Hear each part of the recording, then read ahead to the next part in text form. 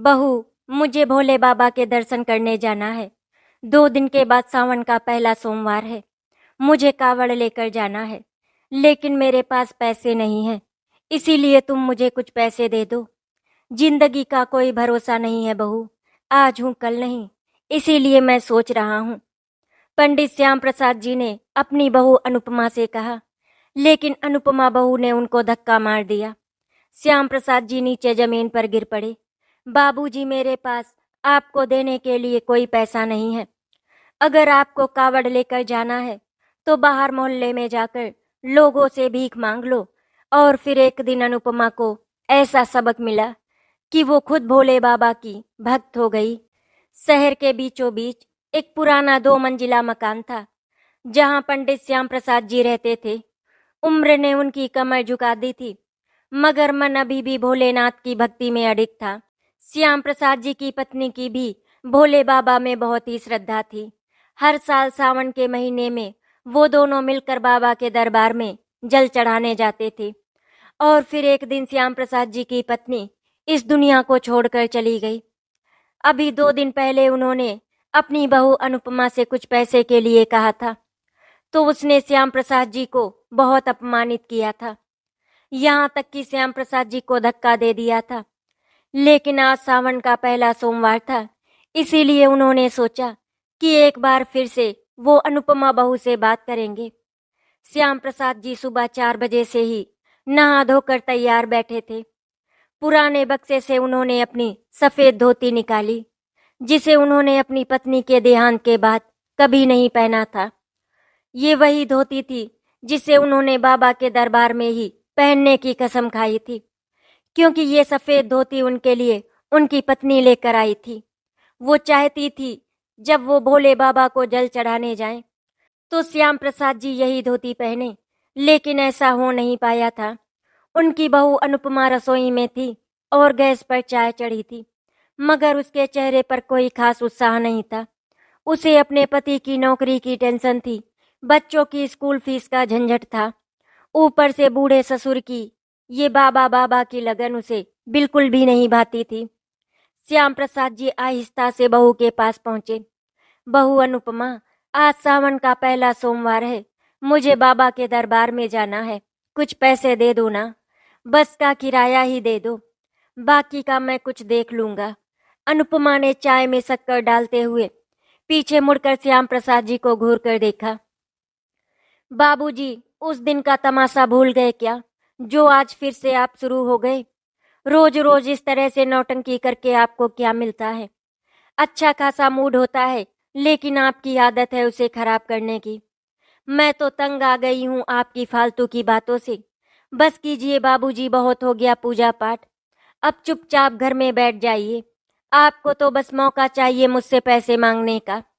कब तक इस उम्र में इधर उधर भटकते रहोगे? घर में दाना नहीं है और आप बाबा के दरबार में जाएंगे? श्याम प्रसाद जी की आंखों में आंसू थे। बेटा पिछले साल भी नहीं जा पाया था पैसे की वजह से। बाबा मुझे बुलाते हैं बेटा। अनुपमा ने गुस्से में चाय की चम्मच जोर से पटकी। मेरे पास पैसे नहीं है बाबूजी, और कोई ढंग का बहाना हो तो बताना। ये बाबा बाबा अब नहीं चलेगा। श्याम प्रसाद जी के होंठ कांप उठे, लेकिन फिर भी उन्होंने कहा, बहू बस 50 रुपए दे दो ना। अनुपमा ने श्याम प्रसाद जी को फिर से घूर कर देखा, तो श्याम प्रसाद जी बोले, ठीक है मत दो पैसे, मैं पैदल चला जाऊंगा। कुछ नहीं चाहिए मुझे। अनुपमा ने झुंझलाकर उनके हाथ से धोती खींच ली। मैं कह रही हूं ना बाबूजी, कोई पैसे वैसे नहीं मिलेंगे, और अगर जिद करोगे तो। इतना कहते ही उसने फिर उन्हें धक्का दे दिया। श्याम प्रसाद जी लड़खड़ा कर दीवार से टकरा गए। उनके हाथ से पूजा की थाली गिर गई और फूल जमीन पर बिखर गए। अनुपमा ने मुंह फेर लिया और बच्चों को स्कूल भेजने में लग गई। श्याम प्रसाद जी वहीं जमीन पर बैठे बैठे बाबा से मन ही मन कहने लगे, बाबा अब आप ही सबके मालिक हो, मेरी बहू को सद्बुद्धि देना। वो बस उसी थाली में उठा उठा कर फूल समेटने लगे।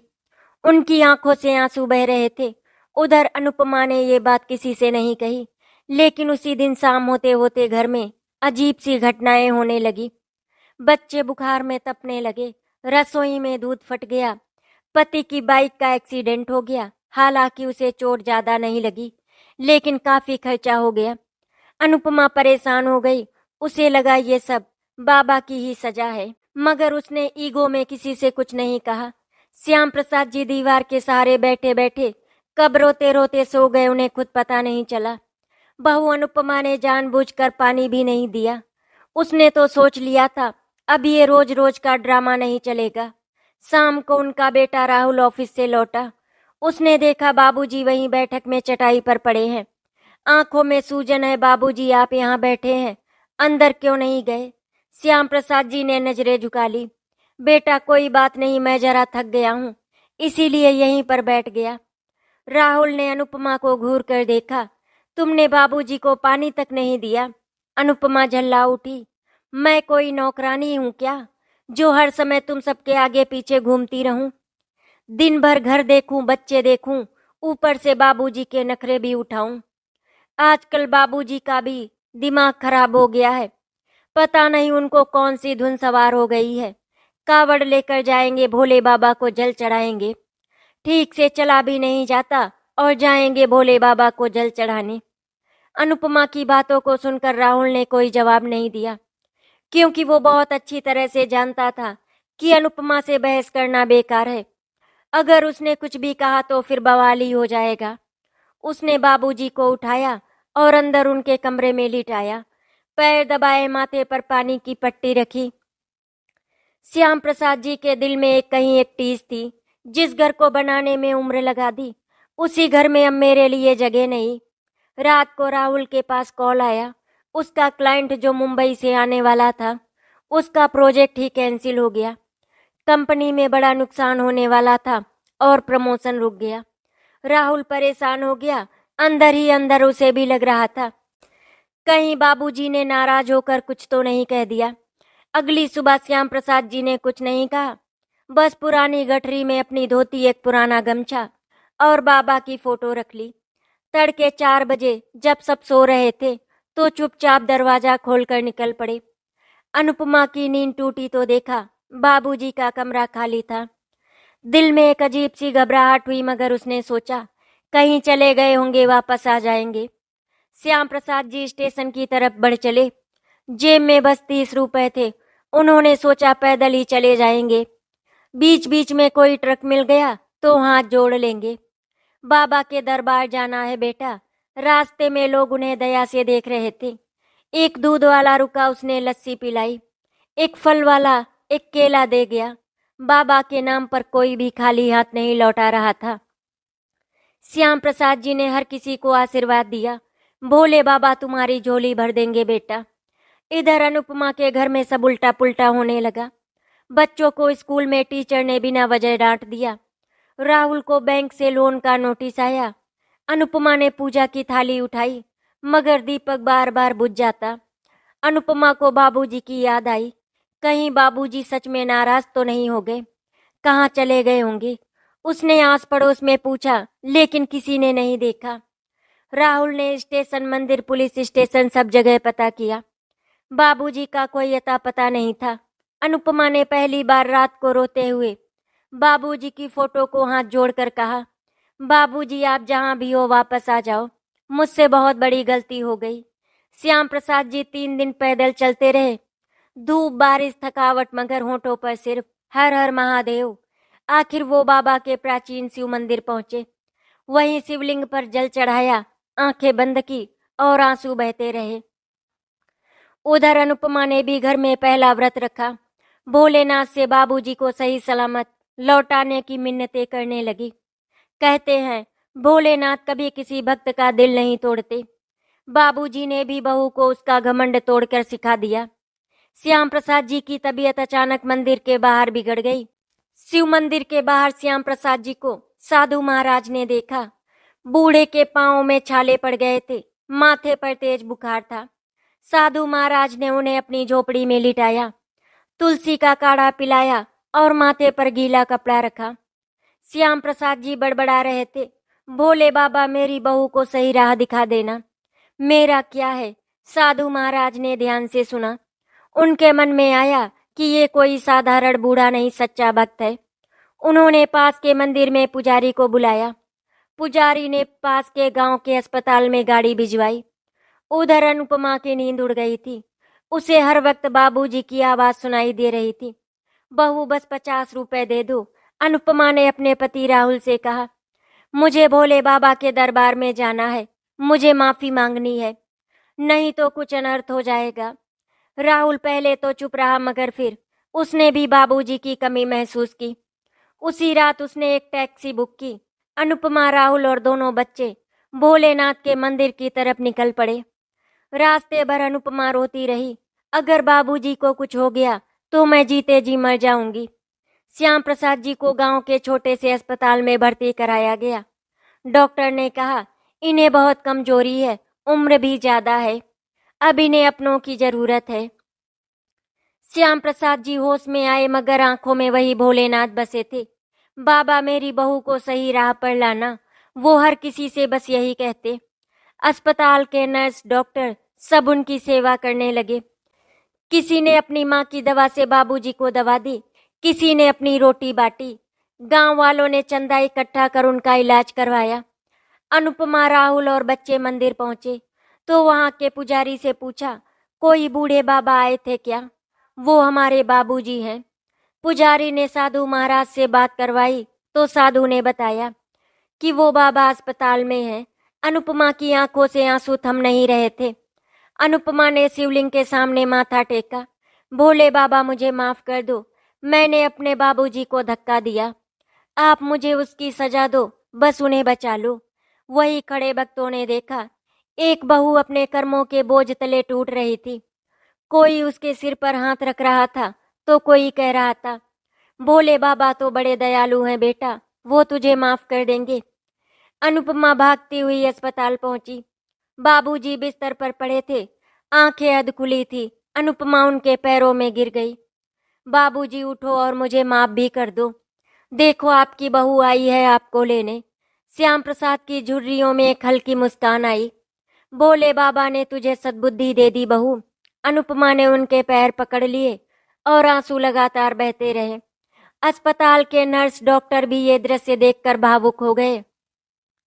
राहुल ने बाबूजी का हाथ पकड़कर कहा, बाबूजी, अब आपको कहीं जाने नहीं दूंगा, घर वापस चलिए। श्याम प्रसाद जी ने अपनी टूटी आवाज में कहा, पहले मुझे बाबा के दरबार में ले चलो बेटा, मैं जल चढ़ाऊंगा। अनुपमा ने कांपते हाथों से उनका माथा सहलाया। हाँ बाबूजी, मैं खुद आपको बाबा के दरबार में ले जाऊंगी। राहुल ने बाबूजी को सहारा देकर मंदिर पहुंचाया। अनुपमा उनके साथ थी, पैरों में छाले थे, मगर उसने कहा, अब मैं बाबूजी के लिए नंगे पैर चलूंगी, जैसे उन्होंने बिना चप्पल के हमारे लिए उम्र गुजारी। गांव वालों ने देखा, एक बहू जिसने ससुर को धक्का दिया था, आज उन्हीं के कदमों में झुकी है।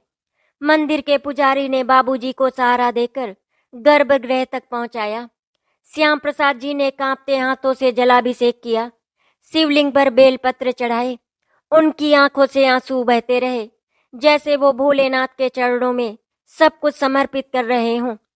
अनुपमा ने वही मन ही मन संकल्प किया, अब हर सावन सोमवार मैं व्रत रखूंगी, बाबूजी के साथ साथ शिव की सेवा करूंगी। उसने वही मंदिर के बाहर बैठकर गरीबों को खाना बांटा। पहली बार उसने जाना, सच्ची पूजा वही है जिसमें अपनों का आदर हो, दूसरों की भूख मिटे। राहुल ने देखा, उसकी पत्नी जो कल तक दुनिया के तानों से डरती थी, आज सच्चे मन से बाबा की भक्त बनी खड़ी है। गांव वालों ने जब श्याम प्रसाद जी की भक्ति देखी तो मंदिर के महंत जी ने कहा, क्यों ना इस बार बाबूजी के नाम पर बड़ा भंडारा हो। अनुपमा ने हाथ जोड़कर कहा, मैं खुद भंडारे के लिए सब तैयार करूंगी। राहुल ने ऑफिस से छुट्टी ले ली। बच्चों ने भी मंदिर में फूल सजाए। गांव के हर घर में कोई न कोई मदद को आया, कोई आटा दे गया, कोई सब्जी ले आया, कोई दूध। श्याम प्रसाद जी के चेहरे पर वो तृप्ति थी जिसने वर्षों बाद परिवार को एक माला में पिरो दिया था। भंडारे में हजारों लोगों ने खाना खाया। भिक्षुक, साधु, गांव के छोटे बड़े सबने श्याम प्रसाद जी को आशीर्वाद दिया। अनुपमा ने हर किसी से माफी मांगी। कभी मन में घमंड आ गया था, मेरे बाबा ने मुझे रास्ता दिखा दिया। श्याम प्रसाद जी ने अनुपमा को अपने हाथों से प्रसाद खिलाया। उनका आशीर्वाद था, अब तुम्हारे घर से दुख दरिद्र दूर रहेगा। कई दिन गांव के मंदिर में रहने के बाद परिवार वाले फिर अपने शहर लौटने को तैयार हुए। श्याम प्रसाद जी को लोग रोकना चाहते थे, मगर वो बोले, मेरा बाबा हर जगह है बेटा, जहाँ मेरा परिवार है वही मेरा शिवधाम है। गांव वालों ने विदाई में फूल बरसाए। साधु महाराज ने श्याम प्रसाद जी को एक शिवलिंग भेंट किया। इसे घर में रखिए, ये भोलेनाथ का घर होगा। शहर लौटकर अनुपमा ने सबसे पहले घर के आंगन में छोटा सा शिव मंदिर बनाया।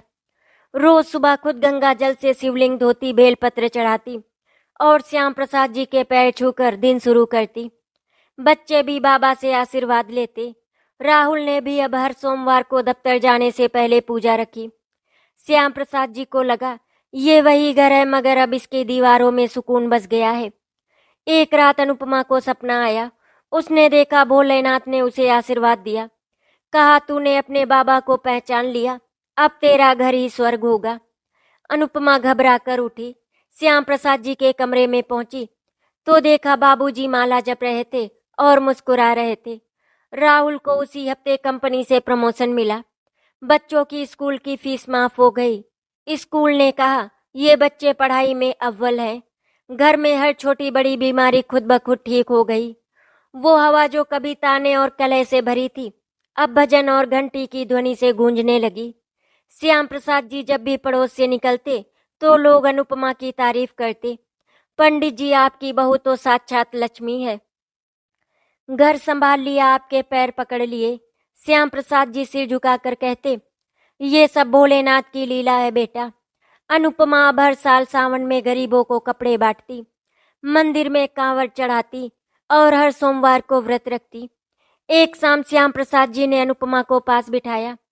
बहू, आज मैं तुम्हें आशीर्वाद देता हूँ। जिस घर में अपने बुजुर्गों का आदर होता है वहां से संकट लौट जाते हैं। तेरा आंगन शिवधाम बना रहे। अनुपमा ने बाबूजी के पांव पकड़कर कहा, बाबूजी, अब मैं आपको कभी नहीं रोने दूंगी। आप ही मेरे भोलेनाथ हो। आंगन में घंटी बजी, शंख बजा और ऐसा लगा जैसे खुद भोलेनाथ उनके घर में वास कर गए हों। श्याम प्रसाद जी अब रोज अपने पोते पोतियों को आंगन में बिठाकर पुराने किस्से सुनाते। वो कहते, बेटा, जिस घर में बुजुर्गों का आदर नहीं होता वहां लक्ष्मी कभी नहीं टिकती। याद रखना, सबसे बड़ा मंदिर माँ बाप का दिल होता है। बच्चे ध्यान से सुनते और अनुपमा किचन में उनके लिए हलवा बनाकर लाती। आज वही बहू जो कभी ससुर को धक्का देने में शर्माती नहीं थी, अब उनकी हर बात पर सिर झुकाए खड़ी रहती थी। धीरे धीरे मोहल्ले के लोग भी अनुपमा के बदलते रूप को देखकर हैरान होते। अब कोई भी अपने घर में कलह की बात कहता तो अनुपमा कहती, पहले अपने घर के बाबा को पूछो, उन्हीं के पैर में स्वर्ग बसता है। लोग उनके घर आकर श्याम प्रसाद जी से आशीर्वाद लेते। पंडित जी, बहू को आपने ही सुधारा है। श्याम प्रसाद जी हंसकर कहते, ना बेटा, उसे भोले बाबा ने सुधारा।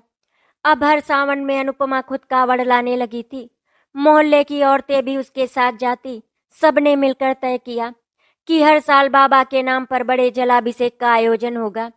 श्याम प्रसाद जी जो पहले अकेले पैदल मंदिर जाते थे, अब उनका पूरा परिवार साथ होता। मंदिर के पुजारी ने भी एक बार कहा, आपका परिवार तो बाबा का खुद का परिवार बन गया है। अनुपमा ने एक दिन श्याम प्रसाद जी से कहा, बाबूजी, मैं मोहल्ले में एक वृद्ध आश्रम खोलना चाहती हूँ, जहाँ कोई बुजुर्ग अकेला ना रहे। श्याम प्रसाद जी की आंखें भर आई। बहू, तूने वो कर दिखाया जो लाखों लोग सिर्फ सोचते हैं। अब इस सपने में मैं भी तेरे साथ हूँ। राहुल ने भी अपनी पत्नी का हाथ थामा। पापा, मैं ऑफिस से कुछ हिस्सा दान करूंगा। हमें अब किसी और बाबूजी को रास्ते में भटकने नहीं देना। कुछ ही महीनों में श्याम प्रसाद जी के आशीर्वाद से अनुपमा ने एक छोटा सा वृद्ध आश्रम शुरू कर दिया। मोहल्ले के लोग, अमीर व्यापारी, सबने मदद की। पहले ही दिन 4 बुजुर्ग वहां रहने पर आए, जिनके अपने बच्चों ने उन्हें घर से निकाल दिया था। अनुपमा ने उन्हें वही मान सम्मान दिया जो उसने अपने बाबूजी को देना सीखा था। वृद्धाश्रम में एक छोटा मंदिर बना, उसी में शिवलिंग रखा गया जो गांव के साधु महाराज ने श्याम प्रसाद जी को दिया था। श्याम प्रसाद जी ने खुद वहां पहला जलाभिषेक किया। अनुपमा ने हर बुजुर्ग के पैर छूकर आशीर्वाद लिया। आप सब मेरे बाबूजी के समान हो।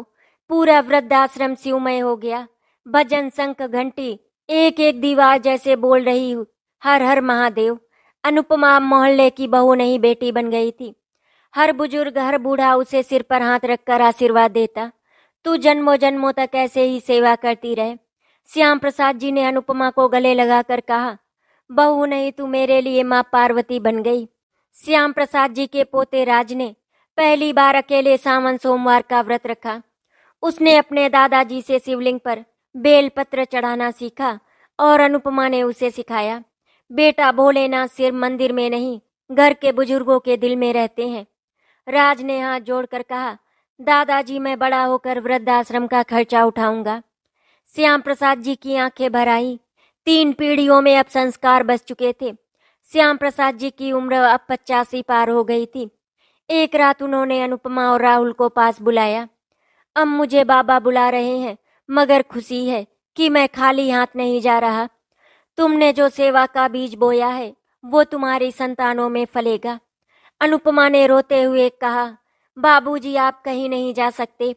श्याम प्रसाद जी हंस पड़े। मैं कहाँ जाऊंगा बहू, जहाँ भोलेनाथ वहाँ मैं। मेरा आशीर्वाद हमेशा रहेगा। आखिरी सावन का सोमवार आया। श्याम प्रसाद जी ने सबको पास बुलाया। पोते बहू बेटा मोहल्ले के लोग, वृद्धाश्रम के बाबा सब उनके कमरे में जमा हुए।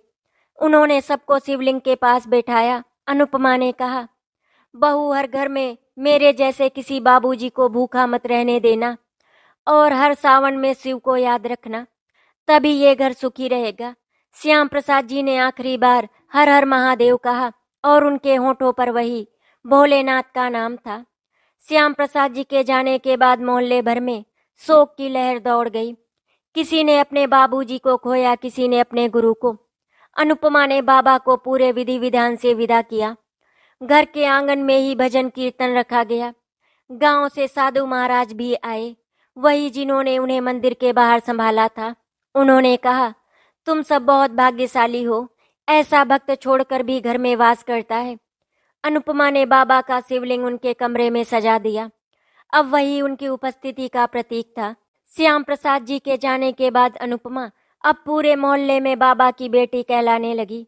लोग वृद्धाश्रम आते और हर बुजुर्ग उसे सिर पर हाथ रखकर आशीर्वाद देता, बेटी तेरा घर बसा रहे, तेरा बेटा श्याम प्रसाद बन जाए।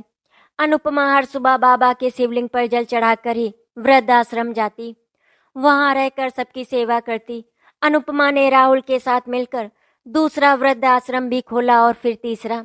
धीरे धीरे शहर के बड़े बड़े लोग अनुपमा की मदद करने के लिए आगे आए।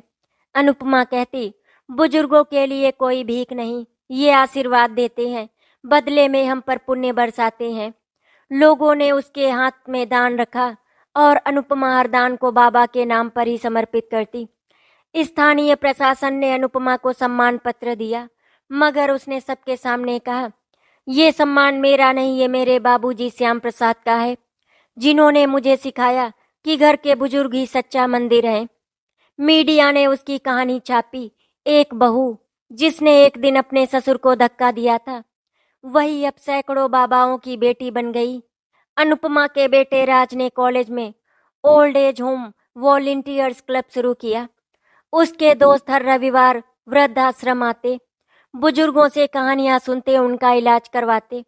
श्याम प्रसाद जी का संस्कार अब नई नस्ल में बोया जा चुका था। बरसों बाद फिर सावन आया। वही पहला सोमवार, वही बेलपत्र, वही गंगा जल।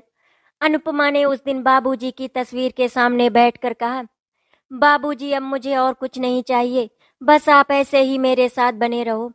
गौर करने वाली बात यह थी, उसी दिन उसे पता चला कि राज को बड़ी कंपनी में नौकरी मिल गई। सारा परिवार रो पड़ा। भोले बाबा फिर से आशीर्वाद बरसा गए।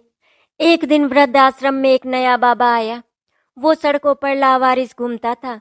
उसने अनुपमा को देखकर कहा, बेटी मुझे बाबूजी कहकर बुलाओ ना। अनुपमा ने बिना देर किए उनका हाथ थामा। बाबूजी आप ही मेरे श्याम प्रसाद जी हैं, आइए।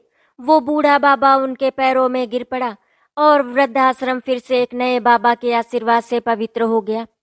अनुपमा ने एक नया नियम बनाया, हर साल सावन के पहले सोमवार को वृद्धाश्रम में विशाल भंडारा होगा। गरीब अनाथ भूखे कोई भी आएगा, खाली हाथ नहीं लौटेगा। वो सबको यही कहती, अपने घर के बाबा को मत भूलना, जिसने अपने घर में बाबा के पांव नहीं छुए, वहां लाख मंदिर बनाओ कुछ नहीं होगा। एक रात अनुपमा को सपना आया। श्याम प्रसाद जी ने सपने में कहा, बहू अब ये वृद्धाश्रम अकेले शहर में ही नहीं, इसे गांव गांव तक ले जा। हजारों बहू बेटियां मेरी तरह कोई बाबूजी भूखा ना छोड़े। अनुपमा ने सुबह उठकर उसी पल ये प्रण लिया। अब वो पूरे प्रदेश में वृद्धाश्रम खोलेगी। सालों बाद फिर सावन के एक सोमवार को अनुपमा वृद्धाश्रम के आंगन में बैठी थी।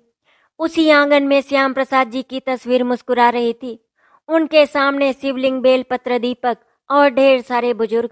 अनुपमा ने सबसे कहा, अगर किसी ने मुझसे कुछ सीखा हो तो बस इतना सीख लो, घर में बाबूजी को आदर दो, माँ बाप को पूजा समझो, फिर देखना भोलेनाथ तुम्हारे द्वार पर खड़े मिलेंगे। सभी ने एक सुर में हर हर महादेव कहा और वृद्धाश्रम के आंगन में जैसे एक बार फिर श्याम प्रसाद जी की आत्मा खिलखिला उठी। श्याम प्रसाद जी के चले जाने के सालों बाद भी अनुपमा हर सावन में एक विशेष शिव जागरण रखती। उस दिन वृद्धाश्रम में हजारों दीप जलाए जाते, फूलों से पूरा आंगन सजता और हर बुजुर्ग को नए कपड़े, खाना, भजन, आरती, जैसे उनका खोया परिवार लौट आया हो। लोग दूर दूर से कहते, इस वृद्धाश्रम में बाबा श्याम प्रसाद जी का वास है। कहते हैं उस रात जागरण में कई श्रद्धालुओं को बाबा श्याम प्रसाद जी के दर्शन भी होते, सपने में, आशीर्वाद में या भजन की पंक्तियों में। एक साल अनुपमा ने ठान लिया, वो खुद गंगा से जल लाएगी।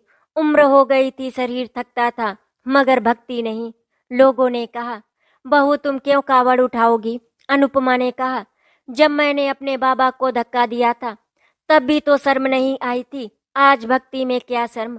वो नंगे पैर गंगा घाट गई, जल भरा, घंटों पैदल चली और शिवलिंग पर वही जल चढ़ाया। उस दिन वृद्धाश्रम के हर बाबा ने उसे सिर पर हाथ रखकर आशीर्वाद दिया। धीरे धीरे अनुपमा का वृद्धाश्रम तीर्थ बन गया। लोग यहाँ अपने बच्चों को लाते और सिखाते, देखो बेटा सच्चे शिव भक्त ऐसे होते हैं। कई परिवार अपने बुजुर्गों को यहाँ छोड़ने नहीं, रहने के लिए भेजने आते कि वो सेवा पाए, भजन सुने, अकेले ना मरे।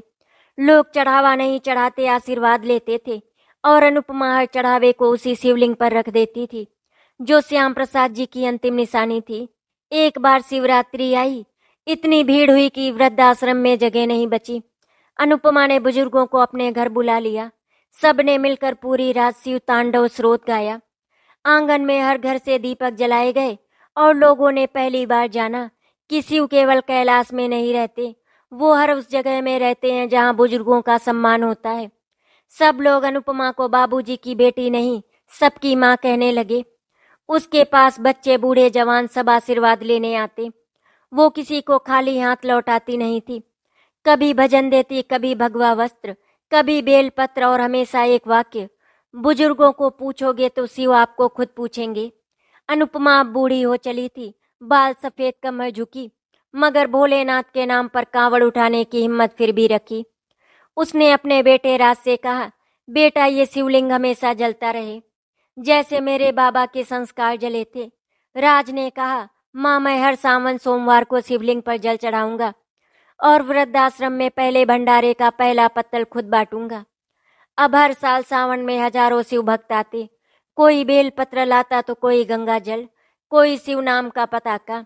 कई लोग बाबा श्याम प्रसाद जी की तस्वीर के सामने खड़े होकर आंसू बहाते, ऐसे ही बाबा हमारे घर में भी हों। अनुपमा हाथ जोड़कर सबको आशीर्वाद देती, भोलेनाथ तुम्हारे घर में तुम्हारे बाबा बनकर जन्म ले। अनुपमा ने एक दिन अपने कमरे में बैठे बैठे शिव तांडव सुनते हुए अपनी आंखें मूंद ली। उसने देखा सामने वही श्याम प्रसाद जी खड़े हैं मुस्कुराते हुए। उन्होंने कहा, बहू मेरी तपस्या पूरी हुई, अब चल कैलाश चले। अनुपमा की आंखें भीग गईं। बाबूजी बस एक वादा, मेरे जाते ही ये दीपक ना बुझे। श्याम प्रसाद जी हंस पड़े, भोलेनाथ खुद इसे जलाए रखेंगे बेटी। अनुपमा की अंतिम विदाई पर पूरे वृद्धाश्रम में कोई रोया नहीं, सबने दीपक जलाए, घंटियां बजाई और सबने कहा, श्याम प्रसाद जी का सपना अब अमर हो गया, बाबूजी की बेटी अमर दिया बन गई। उस रात वृद्धाश्रम के शिवलिंग के सामने दीपक अपने आप जलता रहा। कहते हैं आज भी वो दिया कभी बुझा नहीं। आज भी हर सावन में हजारों शिव भक्त उस वृद्धाश्रम में आते हैं। कोई गरीब बाबा को खाना खिलाता तो कोई बूढ़े बाबा के पैर दबाता। और सबको लगता है जैसे श्याम प्रसाद जी और अनुपमा आज भी वहीं बैठे हैं।